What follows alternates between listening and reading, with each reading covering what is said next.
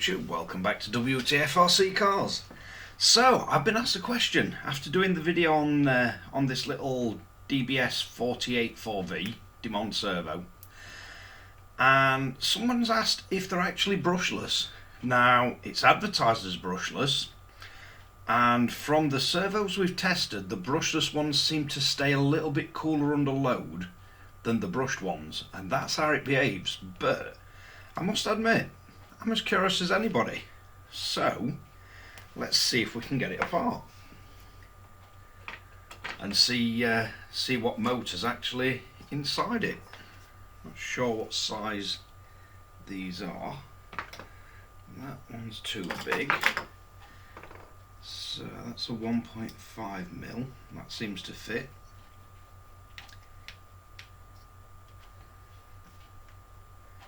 And this is the first time I've took any of the Dmond servos apart, so it'll be quite interesting.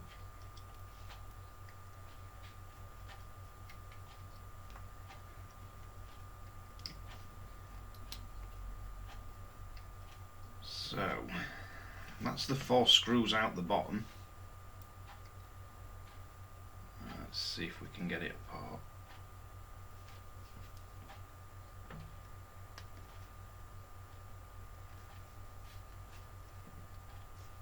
It's not going to come apart easy. What we got to split that open? Nothing to hand.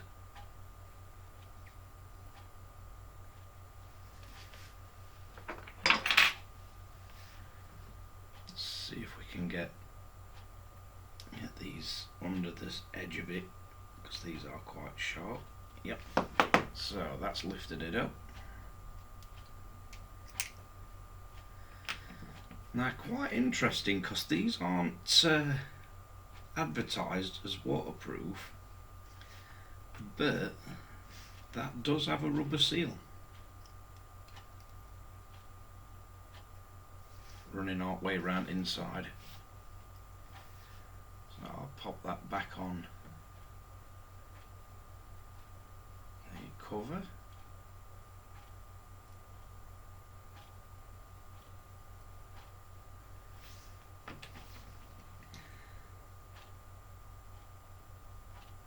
So inside it looks like the motor has 2 poles.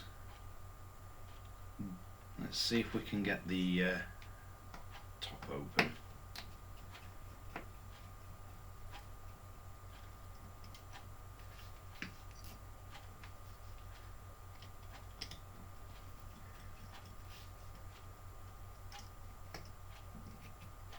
See if we can actually find out exactly what motor is in these servos.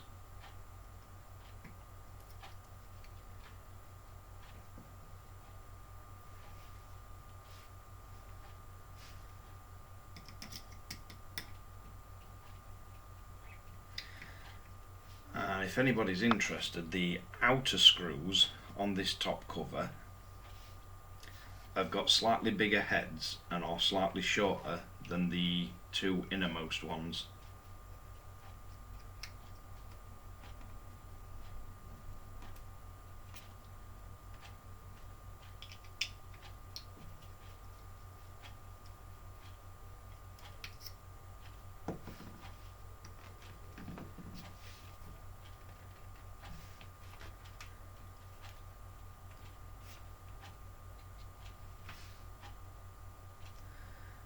Well, they certainly have bearings in them. Can't see any more screws holding it together. There's plenty of grease in it, but not sure. Can't really get in to see the motor. Certainly a good bit of electronics in there, but there is only 2 poles on the motor. So we'll have to do a bit more investigating. See if I can find any more information. I have dropped a message to my contact who I speak to about getting these, and these are all purchased by myself. I don't get them sent free, but let's see what he comes back with, see if we can get any more information. Right, so just for comparison, we've got a Savox SB2292SG, and these are also advertised as brushless digital. So let's see if we can get this one apart and see if this is any different inside.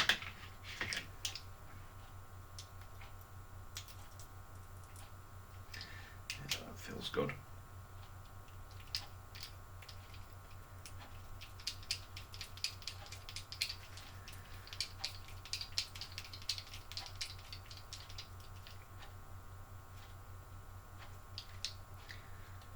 I think these fasten together more of a conventional way, where you've got really long screws all the way from bottom, whereas the Dmond uses short on the bottom just to hold the cover on, and the longer screws from the top that go right into the body at servo.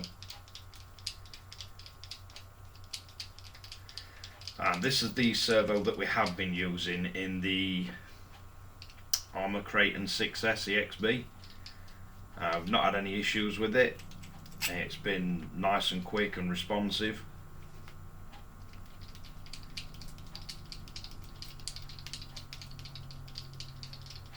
And these are quite a lot more expensive than the Dmond servo.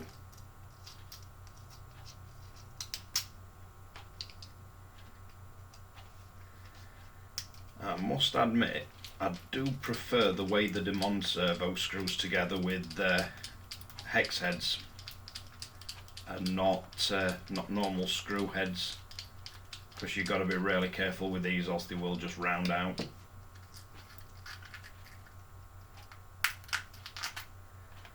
Right, well, it certainly comes apart a lot easier than the Dmond, but let's see if we can see. We'll not be able to see a whole lot more. There's no rubber seal on these, but looks like these have 3 poles to the motor, and then there's also a bunch of extra contacts, which is more what I would expect to see on a brushless system. So,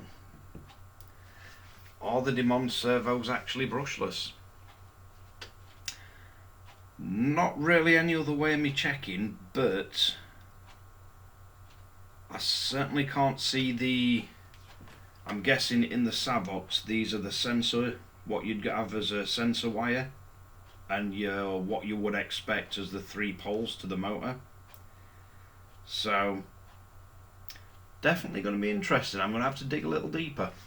Right, so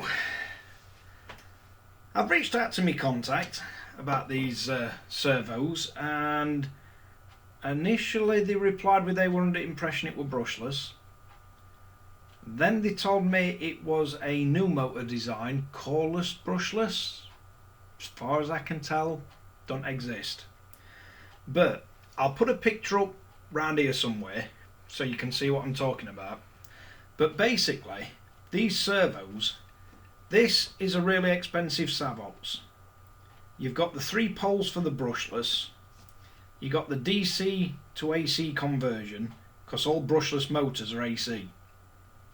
So basically, you've got DC power coming in, and then you have to, if you like, make a fake AC grid, and that's how you can control your brushless motor from DC.